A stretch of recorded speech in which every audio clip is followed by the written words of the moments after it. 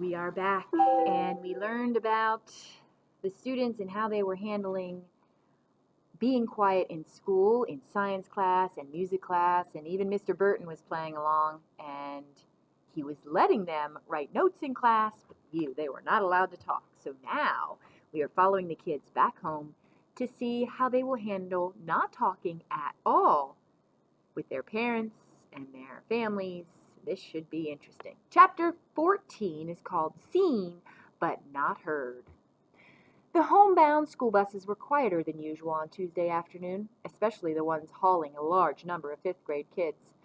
But none of the kids found the ride home very hard. With no grown-ups around, it was pretty easy to keep quiet. A few of them sat with friends and passed notes back and forth. Some read books or opened a notebook and did homework. Most of the fifth graders just sat quietly, looking and listening and thinking. For the fifth graders like Lindsay, who stayed for soccer or field hockey or cross country after school, was just like regular school because the coaches were all teachers.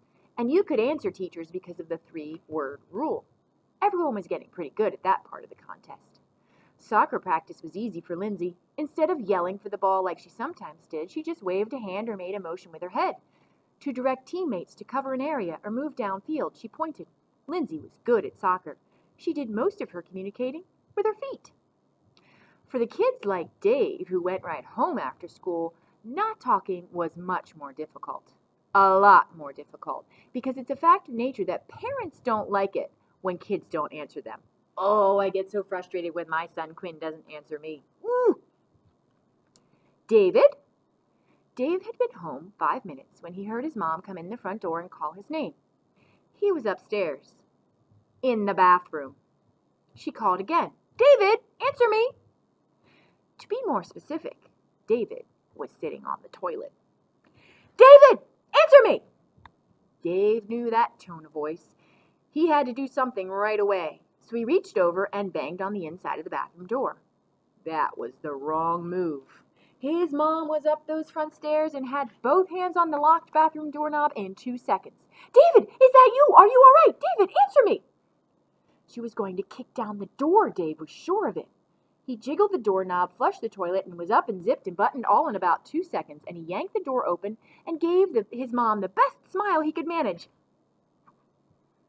Mrs. Packer was so relieved that she bent down and hugged him so hard he couldn't have said a word even if he wanted to, which he didn't. But then she held him out in front of her and gave him a stern look. Didn't you hear me calling you? It would have been easy to shake his head no and tell a silent lie, but Dave smiled and shrugged and held out his hands. Then he pointed to his mouth. His mom frowned even more. Your throat? Is your throat sore? Is that it? Dave shook his head. But it's hard to talk? Something hurts? Should I call Dr. O'Hara's office? We can drive there right now. Dave shook his head again and motioned for his mom to follow him. He went to his room and then to his desk, and on a piece of paper he wrote, Sorry, it's a thing we're doing at school. Not talking for a couple of days, that's all. Now, I always wondered when I read this book, why wouldn't the kids warn the parents ahead of time, like the day before, and said, hey, by the way, tomorrow I'm going to start this not talking contest. Just be aware. Like, they could have given them a heads up, right? They knew about it. It's not like it suddenly happened. That's what I would have done. His mom looked at the paper. Not talking? She said, don't be silly. Everyone has to talk. Dave smiled and shrugged. And then he wrote, not all the time. His mom tilted her head back and made a face at him, nodded slowly. Oh, so you're saying I talk all the time. Is that it? Again, Dave smiled and shrugged. Because I can be as quiet as anybody. Then she added, if I wanted to. Do you think your parents could be quiet? Do you think you could be quiet for as long as these kids are so far? I don't think I could.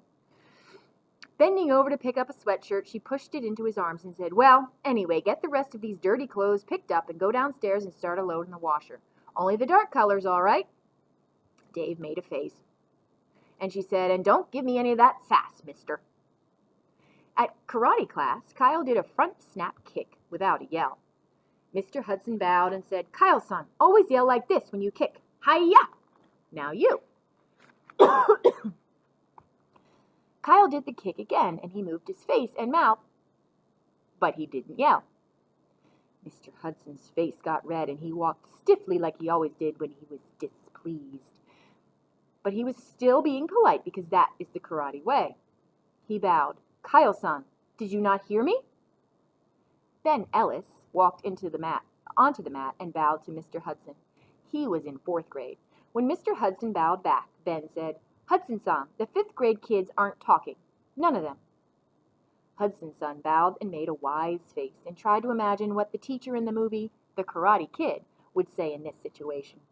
And after a long pause, he said, "Ah, I see, yes, silence. It is good." And then he bowed at Kyle-san, and Kyle-san bowed back.